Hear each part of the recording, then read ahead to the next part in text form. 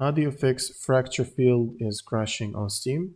First, you want to right-click the game on your library and open up the Properties window. Now in the launch options, you want to add -DX11 and then go to the installed files and verify the game files.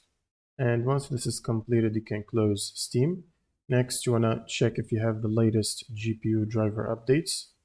So for NVIDIA, you will need the NVIDIA app. Otherwise, if you're running AMD, you'll need the AMD software. Then go to drivers and make sure to check for the latest updates and install them.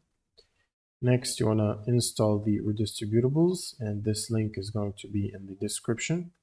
You will need to install the latest redistributables from here, the 86 installer and the 64. You'll need to get both of these.